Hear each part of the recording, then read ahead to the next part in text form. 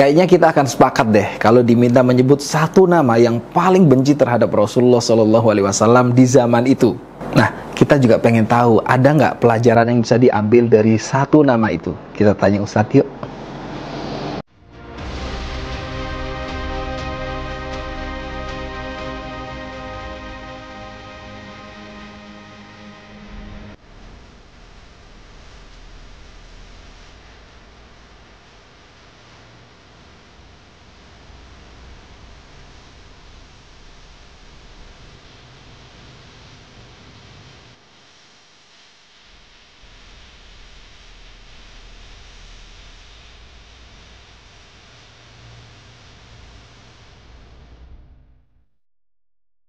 Assalamualaikum Ustaz. Assalamualaikum warahmatullahi wabarakatuh. Apa nih ganggu lagi baca-baca kayaknya ya? Enggak ganggu lah. Oke, insya Allah. Ustaz, kita ngobrol-ngobrol lagi ya. Ini ngomong-ngomong studionya kita ganti lagi Ustaz. Enggak ganti sih. Ini sebenarnya bagian dari resolusi 2024 gitu ya. Yang kita pengen salah satunya adalah studio baru. Ternyata masih belum, waktunya belum pas Ustaz. Waktunya. Waktu tapi syaratnya beda. Kayaknya teman-teman yang nyimak juga perlu nih ya diinformasikan bahwa kita sedang menggarap untuk beberapa studio yang mudah-mudahan bisa lebih maksimal nantinya. Teman-teman bisa ikut kontribusi loh nanti bisa dibaca di caption atau di deskripsi ya. Bagaimana program-program kita akan lebih maksimal lagi. Nah, di kesempatan kali ini seperti yang tadi di awal sudah saya spill, kita akan coba ngobrol, tanya-tanya Ustaz. Pakai ini dulu Ustaz. Oke. Biar lebih jelas suaranya. Bismillah.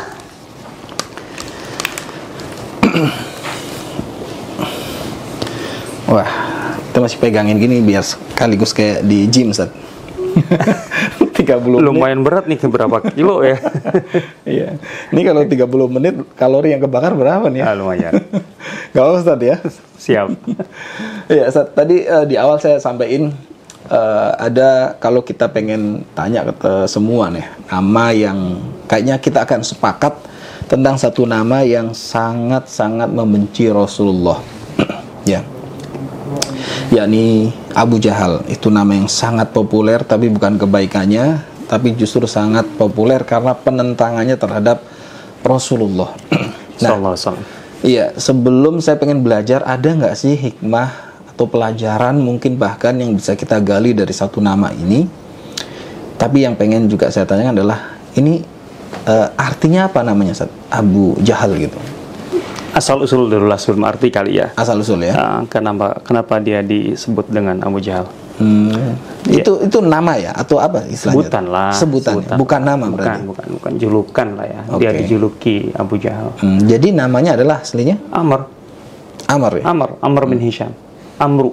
Kalau kita mah Amru lah. Amru bin Hisham. Dia gimana? Orang pemikirannya, kemudian kedudukannya di orang Quraisy seperti apa sebenarnya? Nah, oke lah. Bismillah. Wassalatu wassalamu ala Rasulillah wa ala alihi wa sahbihi wa ala ba'd.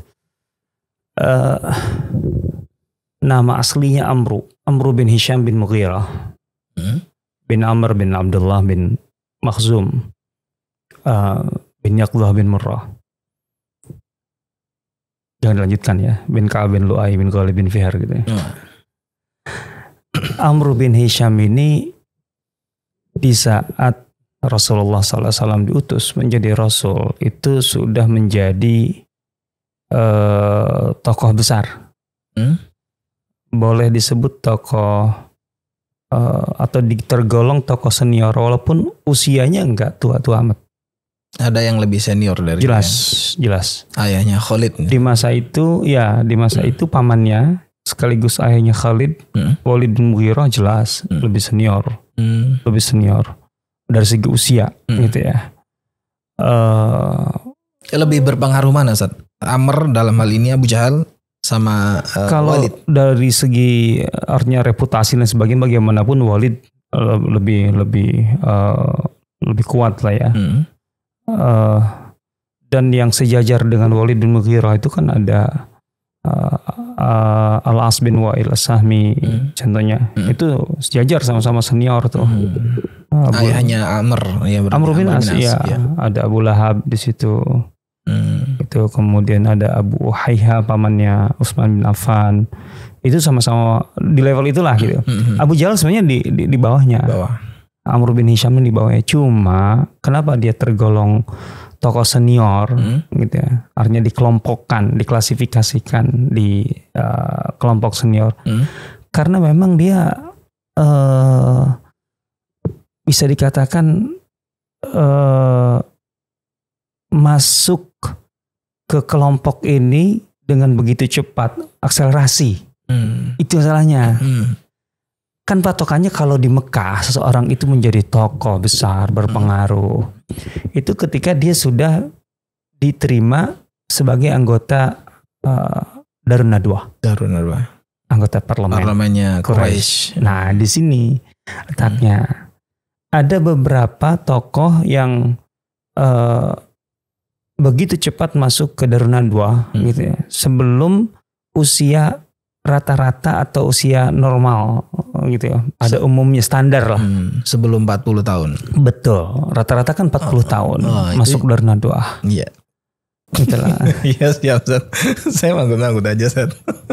Sebelum 40 tahun pokoknya ya. Ya. Abu Jahal ini di usia 25 tahun.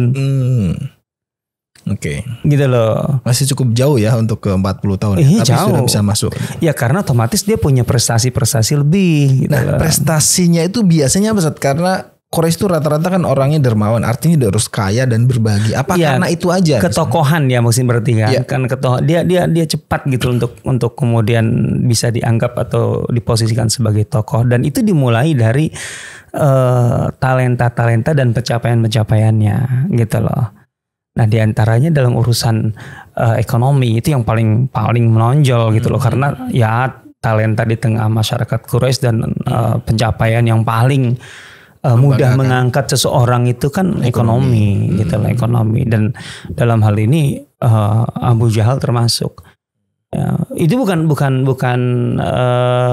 fenomena ganjil ya, artinya satu-satunya orang yang masuk Darun Nadwah di usia 25 tahun. Hakim bin Hizam juga sama gitu loh, masuk Darun Nadwah di usia sebelum 40 tahun gitu. Seusia dengan lebih kurang gitu. Itu karena memang prestasi-prestasinya atau pencapaian-pencapaiannya terutama dalam bidang ekonomi yang begitu cepat gitu ya. Nah, jadi karena alasan itu maka dia masuk Darun Nadwah. Gitu. Walaupun di Bani Makhzum sendiri tadi dia tuh pelapis dari contohnya Walid bin Mughirah gitu ya. Dan lain-lain lah gitu, katakanlah paman-pamannya ya. Nah dia muncul begitu cepat, begitu berpengaruh gitu. Dan tentu saja dengan kekuatan pengaruhnya sekaligus dananya gitu loh, dia bisa berpengaruh begitu kuat di tengah masyarakat Mekah secara umum, gitu. Setidaknya sangat-sangat dihormati gitu kan. Itu yang membuat kemudian dia begitu menonjol ketokohannya. Apalagi kemudian ketika Rasulullah SAW muncul, selain tadi pencapaian, ketokohan, juga tentu saja dia masih sangat-sangat kuat dalam arti ambisinya, kemudian energik lah gitu loh, untuk melawan gitu kan. Nah, kalau dengan Rasulullah secara usia gimana? Ya berdekatan sebenarnya, nggak terlalu jauh gitu loh, nggak terlalu jauh dengan Rasulullah SAW gitu. Artinya bukan senior banget, nggak seperti dengan Walid bin Mughirah gitu loh. Walid bin Mughirah itu ketika Rasulullah SAW hijrah, itu kan usia Rasulullah itu sekitar 50 tahun kan, ketika hijrah itu. Walid bin Mughirah itu sudah mendekati angka 80-90 gitu loh. Jadi kalau ya? Abu Jahal enggak boleh mendekat lah, enggak terlalu jauh lah makanya. Kalaupun lebih senior mungkin di kisaran 10-an tahun, ya, kira-kiranya begitulah gitu. Tapi enggak jauh kok kalau Abu Jahal gitu. Ya Abu Jahal itu ya hanya sedikit, contohnya dengan Umar ya. Umar kan terpaut 13 tahun dengan Rasulullah SAW kan. Yeah. Nah Abu Jahal itu sepupu ibunya Umar. Gitu nggak terlalu jauh. Sepupu ibunya Umar. Gitu. Jadi nggak terlalu jauh memang. Itu yang jelas gitu dari situ. Nah, yang penting sebenarnya dia menonjol sebagai tokoh lah. Dia menonjol sebagai tokoh dan kemudian sangat-sangat energik lah gitu ya. Dalam arti negatif, kemudian dia gunakan semua kekuatan itu untuk melawan gitu. Dan dia punya pengaruh besar sehingga perlawanan yang dilakukannya terhadap Rasulullah SAW itu luar biasa gitu loh. dilakukan oleh seorang Abu Jahal, dan kemudian dia berada di garda depan, istilahnya memimpin tokoh-tokoh lain untuk melawan secara terang-terangan Rasulullah SAW. Itu yang membuat kemudian kenapa dia namanya begitu menonjol dibanding kebanyakan tokoh Quraisy. Walaupun dia bukan satu-satunya menonjol ya, nama tokoh Quraisy yang melawan Rasulullah SAW saat itu. Itulah. Atau yang paling berani, paling konfrontatif dengan Rasulullah itu ini kalau dibilang paling ya, maksudnya dia orang paling puncaknya nih, orang paling membenci Rasulullah. Apakah satu nama ini? Mungkin kalau masalah apa istilahnya ya, kualitas secara kualitatif gitu ya, permusuhannya kepada Rasulullah SAW, dia tidak sendirian di situ. Tidak sendirian sebenarnya. Artinya kita tidak bisa menganggap Umayyah bin Khalaf gitu ya. Kemudian orang di level di bawah itu. Iya, gitu loh. An-Nadhr ibn Haris gitu. Kemudian Zam'ah ibn Aswad, tapi bukan ayahnya Saudah, bukan, itu senior, tapi dari Bani Abdul Uzza, Asad bin Abdul Uzza. Itu nggak di bawah Abu Jahal gitu loh, nggak dijawab. Cuman memang pengaruh Abu Jahal ini sebagai pribadi dan sebagai Bani Makhzum gitu loh. Itu yang membuat kemudian sangat luar biasa. Dan memang Abu Jahal terkenal temperamental orangnya. Itu juga sisi karena itu. Usia juga kali ya dibanding senior yang lain tadi itu. Iya, tapi dengan Umayyah bin Khalaf kan lebih kurang lah artinya sejajar lah usia itu. Gitu lah. Atau bahkan dengan An-Nadhr bin Haris ya, An-Nadhr lebih muda dikit malahan bisa dikatakan.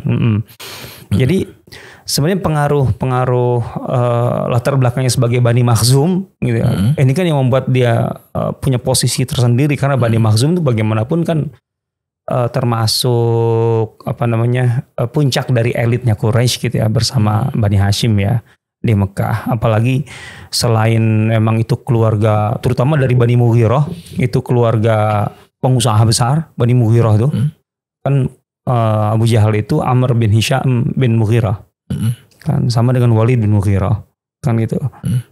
Abu Umayyah bin Mughirah, Bani Mughirah itu pengusaha besar semua itu gitu loh. Faqih bin Mughirah. Selain itu mereka juga sebagai pengendali pasukan elitnya Quraisy kan, pasukan khususnya Quraisy, pemegang Ainnah, Quba dan Ainnah. Itu yang membuat kemudian pengaruhnya besar sekali itu.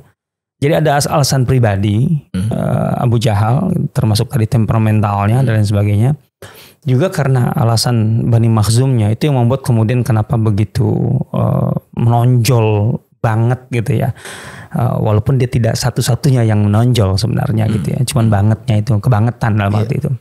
Artinya sebelum dia menentang Rasulullah, itu reputasinya cukup baik di tengah-tengah kaumnya Ustaz ya. Oh iya, dalam arti jahiliyah ya. Iya dong. Dan tadi kembali ke nama di awal. Abu Jahal itu nama yang dia dijuluki itu setelah Islam atau seperti setelah apa? Islam. Jadi sebelumnya Amr gitu ya. Abul Hakam julukannya. Apa tuh artinya?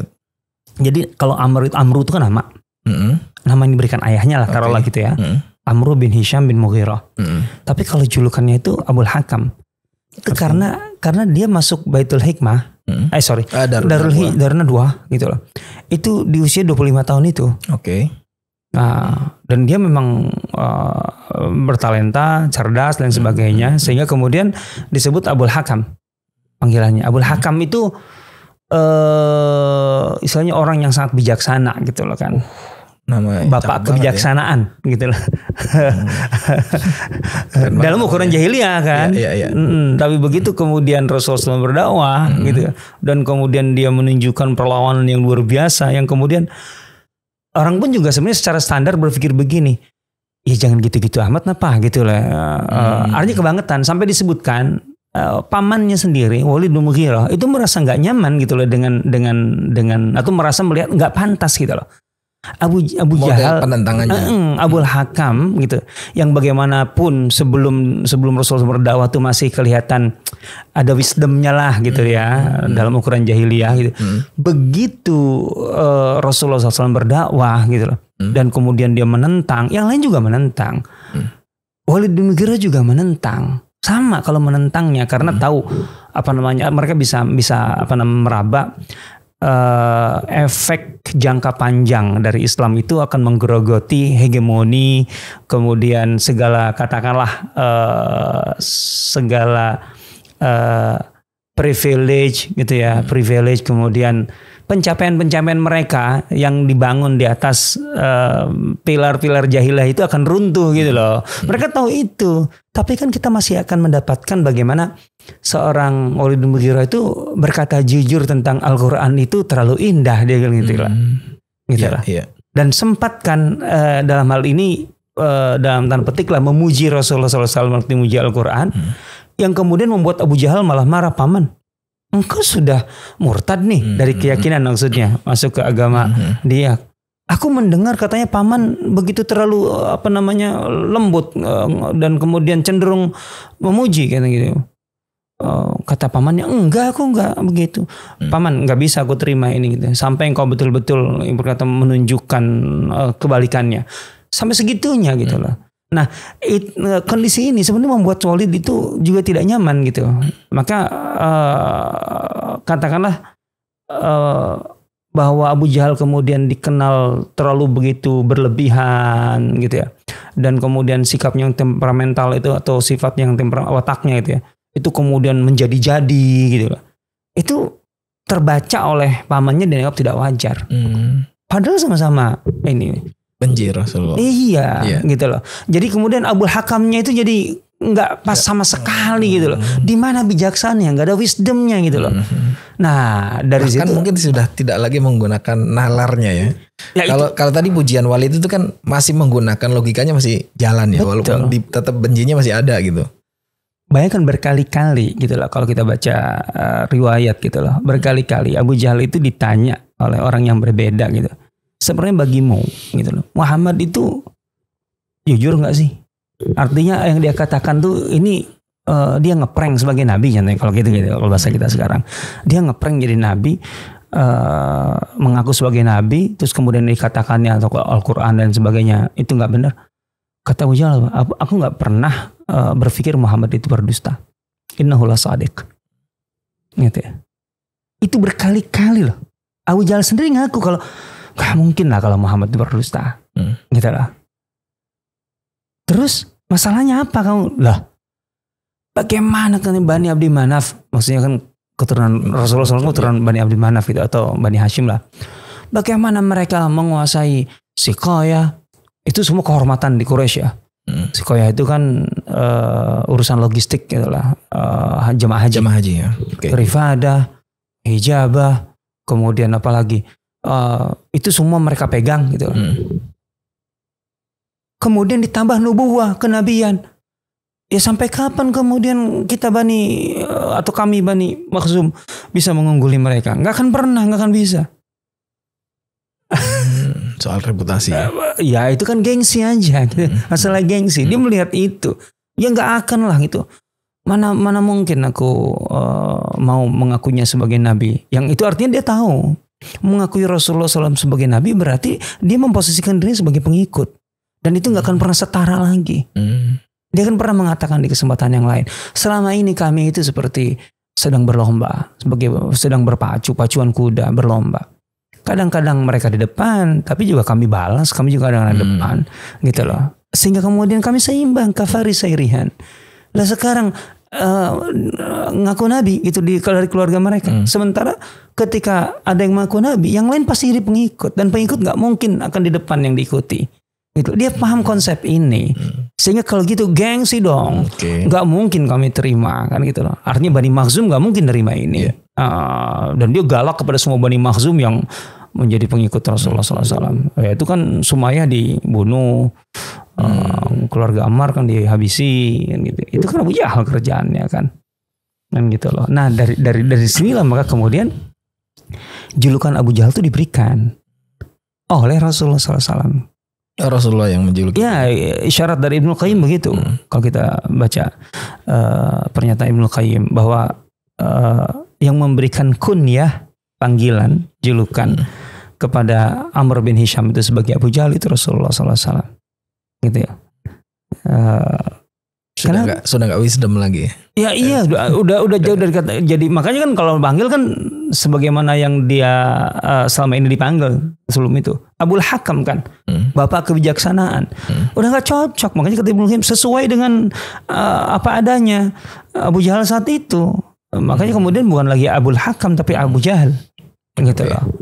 Abu Jahal itu kan artinya bapak segala kejahilan kan. Artinya gini. Kan itu jahiliyah kan ya. Rasulullah SAW itu kan sedang memperbaiki jahiliyah dan masyarakat jahiliyah. Abu Jahal itu ketika disebut Abu Jahal itu seakan-akan gini, ini ikonnya jahiliyah saat itu. Abu Jahal gitu. Melekatnya ke Amr bin Hisam tadi ya. Betul. Padahal kan yang lain juga sama pada dasarnya gitu. Artinya jahiliyah. Tetapi apa namanya? Kalau ingin tahu jahiliyah, ikonnya ya ini nih gitu lah. Dan dari situ kita membaca karakter Abu Jahal itu menjadi penting dan membaca sikap-sikapnya itu. Dia menganggap kenabian seperti halnya tadi kompetisi di antara suku sehingga dia tidak bisa melampaui itu. Ya kenabian bagi dia kayak asobiah aja gitu lah. Asobiah jahiliyah kayak jadi apa namanya unsur-unsur asobiah itu. Itu berarti efek dari asobiah sedahsyat itu saja di Quraisy saat itu atau nggak, itu juga Arab bisa secara umum, Arab secara umum atau bahkan bisa ke bawah sampai kondisi kapanpun nggak Ustaz? Efek iya dari dong, asobiah. iya dong karena apa jahiliyah asobiah itu kan dasarnya adalah pemikiran gitu lah. Artinya dasarnya itu adalah paradigma, ada konsepnya di situ. Ini paradigma kerangka berpikir seseorang gitu ya, dan itu bisa berlaku kapanpun gitu. Ya contohnya kalau kita kembangkan ya masih di zaman Rasulullah SAW atau akhir zaman Rasulullah SAW, apa yang membuat gerakan nabi-nabi palsu itu cukup membahayakan berkembang? Dia menggunakan pendekatan ini kan, nabi-nabi palsu loh. Contohnya yang paling terkenal Musailimah al-Kadzdzab, kan gitu. Musailimah al-Kadzdzab itu kan dari Bani Hanifah. Bani Hanifah itu adanya di timur gitu kan. Di daerah-daerah ya Saudi bagian timur lah, juga Qatar, daerah Emirat, daerah-daerah gitu lah. Itu kan besar kabilah itu. Mereka itu kan asal usulnya dari apa namanya Rabi'ah. Kan kelompokan Arab itu keturunan Adnan itu dibagi menjadi Mudar dan Rabi'ah. Kalau Quraisy itu dari Mudar. Mudar Rabi'ah itu adik kakak, tapi Rabi'ah kemudian menurunkan kabilah-kabilah di bagian timur. Nah, bagaimana Musailimah itu ketika dia mendakwakan dirinya sebagai nabi palsu lah gitu ya, untuk mendapatkan apa dukungan. Itu kan perlu dukungan ya, tanpa dukungan nggak bisa lah, artinya para pendukung. Dia kan menggunakan unsur itu. Ya Muhammad itu nabi, tapi nabinya Mudar. Aku nabinya Rabi'ah. Gitu. Wah, sehingga kan ada berapa kelompok Rabi'ah kan di situ di daerah itu kan yang kemudian cenderung Bani Asad bin Khuzaimah, dan Bani Adi, apa namanya? Bani kabilah suku Tai dan sebagainya gitu ya. Jadi nabinya Rabi'ah sehingga untuk menarik dukungan dan simpati dari kelompok-kelompok Rabi'ah. Ya kayak gitu gitu loh. Ya orang bisa menolak kebenaran hanya karena asobiah tadi. Sangat, karena bagi dia asobiah itu anak tangga yang sangat penting untuk mencapai kepentingannya gitu loh kan. Apalagi dia di situ di posisi kayak Abu Jahal kan, itu kan di posisi sebagai penguasa. Penguasa dalam arti dia berpengaruh gitu maksudnya gitu ya. Kemudian ya berpengaruhnya itu dia merasa aku tidak punya alasan untuk lebih rendah gitu dengan menjadi pengikut Muhammad Sallallahu Alaihi Wasallam ya gitu ya. Karena apa? Dia dengan menjadi nabi dan punya pengikut, aku aja dengan segala kekuatanku aku juga banyak pengikut.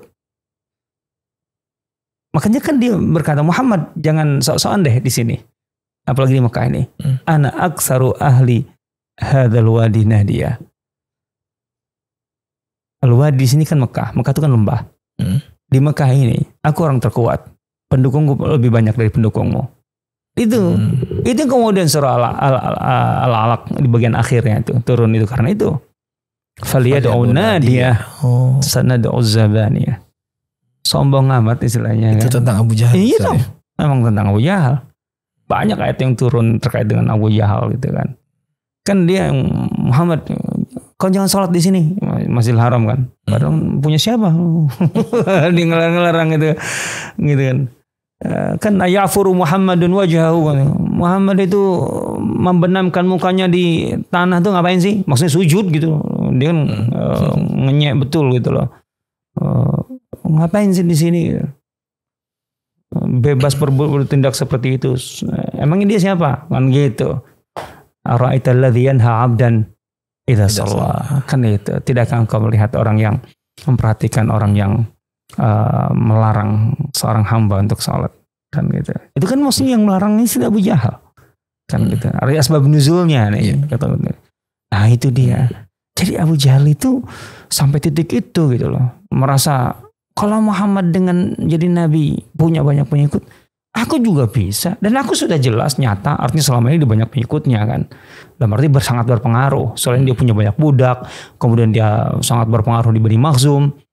Nah, dan pembuktiannya kemudian di Badar kan. Badar itu jadi karena Abu Jahal. Tokoh sentral ya dia. Tokoh sentralnya. Orang tokoh-tokoh Quraisy yang lainnya kan ketika di Badar itu targetnya adalah menyelamatkan kafilah dagang.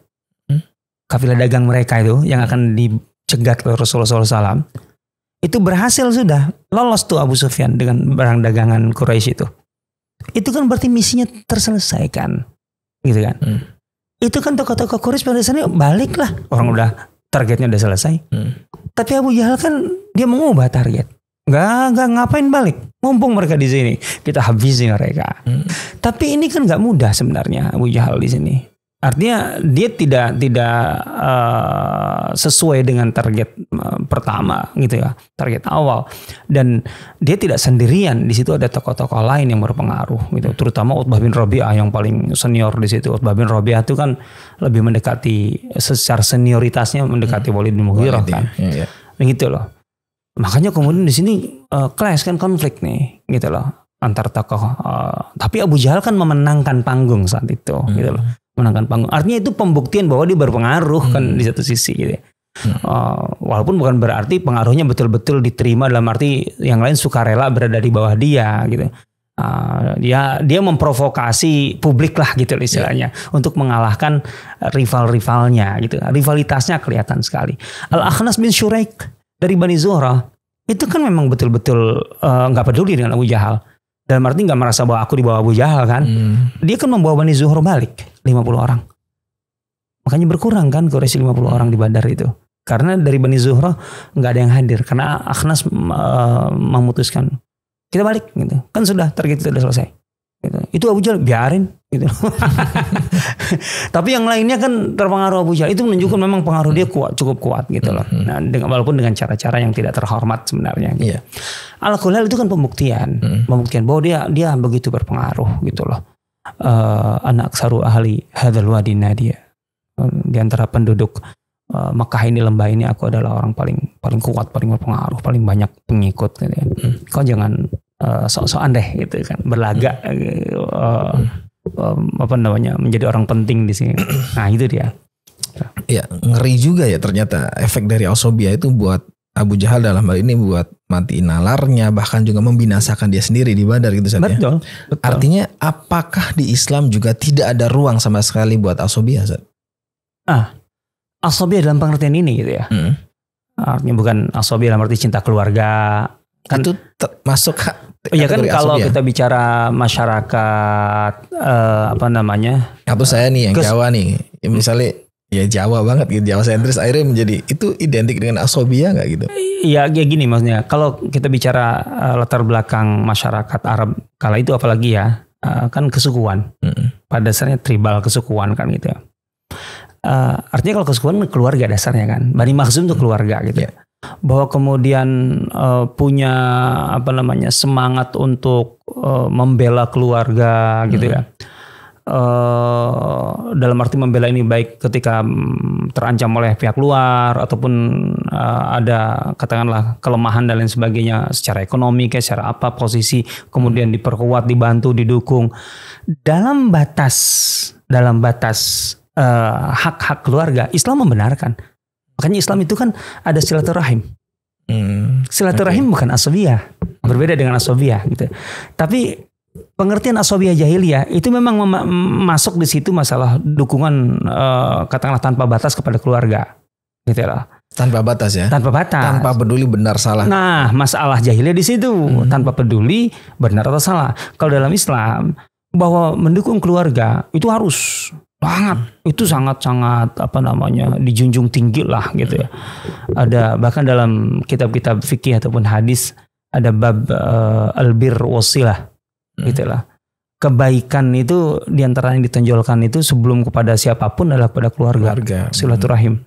Itu tidak termasuk artinya dalam batas dukungan bla bla bla yang tadi itu ya selama tidak masuk ke ruang tadi bahwa masalah benar atau salah itu bukan masalah darah ataupun hubungan kekeluargaan gitu lah. Ini nilai yang harus kita perjuangkan bersama bahwa kebenaran harus dikedepankan gitu di atas hubungan apapun gitu. Ini dalam Islam gitu ya. Tapi di luar masalah itu maka seseorang itu betul-betul diarahkan untuk betul-betul berpihak, dalam arti membela, mendukung keluarga ya. Selama itu tidak terkait dengan kezaliman gitu lah. Nah, atau mencederai kebenaran. Nah, tapi kalau jahiliyah kan enggak, bablas. Bablas kalau jahiliyah gitu loh. Mau benar, mau salah, itu belakangan gitu. Yang penting keluarga dulu. Makanya tadi Abu Jahal kan atas dasar itu. Ini dia sendiri ngaku, innahu la sadiq. Muhammad itu enggak mungkin berdusta. Enggak, tapi masalahnya kenapa aku enggak mau jadi pengikutnya? Ya iyalah. Masa Bani Hashim mengendalikan semua itu kemudian sekarang plus kenabian dan setelah itu artinya ada nabi, setelah itu semua orang harus menjadi pengikutnya di belakang. Kesempatan apa yang dimiliki oleh Bani Makhzum untuk kemudian sejajar dengan Mongolia? Apalagi Mongolia. Ya iyalah nggak kebayang ngomong Mongolia. Kan itu coba bayangkan. Sehingga lebih baik aku mempertahankan yang disebut dengan kemusyrikan, kekufuran, dalam arti kebatilan, selama daripada aku harus benar tetapi menjadi pengikut orang lain. Oh, itu kan. Gitu ya. Iya. Menarik gitu ya. Nah, ngomong-ngomong tuh dari nama Amr kemudian kunyah atau panggilannya Abul Hakam itu ada nggak setelah sepeninggal dia tuh ada yang pakai nama Abul Hakam dalam Islam? Karena namanya cukup keren tuh. Nggak banyak lah. Ada ya? Banyak. Nggak identik jadi ke Abu Jahal. Enggak ya? lah. Kan itu sebelum Abu Jahal pun banyak yang namanya ngasih nama anaknya Hakam dan sebagainya kan. Gitu ya? Banyak lah. Jadi nggak gara-gara ini melekat ke Abu Jahal jadi antipati nama itu enggak. Yang penting jangan pakai nama Abu Jahal aja lah. Kalau itu yang identik. Walaupun mungkin ada aja orang yang dijuluki itu setelah Abu Jahal beneran ya. Tapi kan bahwa dia sebagai ikon dari jahiliyah kan emang bahkan kemudian kan Rasulullah menyatakan bahwa Abu Jahal adalah Firaun umat ini kan. Wah. Itu kan karena Firaun itu bukan sekedar atau tidak terbatas pada sosok sejarah gitu loh, artinya bahwa di satu fase tertentu gitu loh dengan sosok tertentu inilah Firaun gitu loh. Enggak, Firaun itu bukan hanya itunya, tapi kan di situ ada karakter dari Firaun, ada nilai-nilai gitu ya, yang kemudian ketika itu diterapkan di masa Islam gitu, Rasulullah SAW menyebut bahwa yang di umat ini ya Abu Jahal ini. Ngeri banget penentangannya. Iya, otomatis kan ada kesamaan, ada irisan-irisan yang sangat kuat antara karakter Firaun yang disebut dalam Al-Quran dengan Abu Jahal gitu loh. Di antaranya kan kecongkakannya, keangkuhannya gitu kan untuk menerima kebenaran yang begitu nyata gitu. Kan sama, Firaun tuh kan kurang apa sih, dia sebenarnya tidak bisa membantah kebenaran risalah Nabi Musa. Orang mukjizatnya semua ditunjukkan kok. Dan kan kalah terus Firaun itu. Dari mulai tangan yang dimasukkan bercahaya, kemudian tukang sihirnya kalah, dan bahkan tukang sihirnya malah bertaubat kan. Lah Firaunnya kan yang tadinya mengandalkan tukang sihir sekarang nggak punya sandaran lagi, tapi kan tetap aja engkar kafir. Kemudian beberapa tahun musibah arti melanda Mesir gitu kan, penyakit, pacaklik, itu semua kemudian Firaun minta Nabi Musa untuk berdoa kepada Allah agar diangkat itu musibah-musibah itu, dan itu semuanya di hadapan Firaun nyata gitu. Tapi bagaimana dia sikapnya terhadap kebenaran? Kan totalitas menolak kan gitu. Karena merasa apa alasan aku untuk menerima atau untuk mengalah kepada dia kan gitu. Aku lebih kuat kan gitu. Kan Firaun begitu.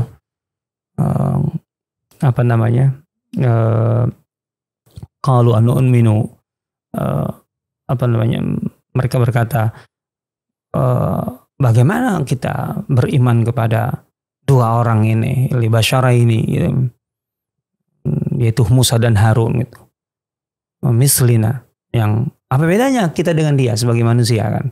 Wa qaumuhum lana abidun, sementara kaum mereka berdua Musa dan Harun itu budak-budak kita semua kok. Kan gitu. Kan di titik ini kan sama itu dengan Abu Jahal kan. Iya. Kurang apa bagi dia sebenarnya? Abu Jahal kan termasuk satu di antara 3 tokoh Quraisy yang pernah nguping, dalam arti malam-malam Rasulullah SAW baca Quran. Karena dasarnya dia tertarik sebenarnya. Gitu loh. Dan kemudian mereka bertiga akhirnya ketemu ketika selesai itu dan saling menyalahkan kan. Tapi itu diulangi gitu loh. Tapi tetap aja kemudian menolak. Dan itu karena alasan tadi gitu. Apa alasan kita untuk kemudian merendah menjadi pengikutnya kan, sementara kita lebih kuat kan gitu dasarnya. Ngeri gitu. Ngeri, apalagi jadi standar keburukan jadi standarnya buat keburukan adalah Abu Jahal, Fir'aun. Iya. Serem banget ya. Iya, dia mematikan nalarnya sendiri yang dia akui gitu. Artinya dia malah kemudian merelakan diri untuk menjadi orang bodoh gitu setelah melihat kebenaran yang begitu nyata di hadapannya gitu, demi mempertahankan hegemoni, status quo, kemudian kepentingan gitu yang sifatnya tentu saja semuanya materialistik gitu semata-mata gitu loh. Baik, Ustaz. Masya Allah, jazakallah khair Ustaz atas ilmunya. Kita jadi belajar bukan dari orang baik saja ternyata ya, tapi juga bisa mengambil pelajaran penting dari orang yang dalam Al-Quran banyak kan, ada Korun disebut, ada Haman disebut. Kurang apa? Pengusaha, contoh pengusaha ada, contoh aristokrat ada, contoh penguasa absolut ada. Ada semua kok. Memang harus belajar. Harus belajar ya, benar. Untuk bisa mengambil hikmah dari baik peristiwa atau orang-orang yang sejahat apapun itu. Oke, jazakallah Ustaz atas ilmunya, dan kerasa juga nih Ustaz. 30 menit kayak gini ya. Oke, kita akan coba di episode berikutnya. Subhanakallahumma bihamdika asyhadu an la ilaha illa anta astaghfiruka wa atubu ilaik. Assalamualaikum warahmatullahi wabarakatuh. Waalaikumsalam warahmatullahi wabarakatuh. Para penonton yang budiman, terima kasih telah menyimak sajian dari Sirah TV. Semoga menjadi jalan terbaik Anda untuk lebih dekat dengan Rasulullah SAW.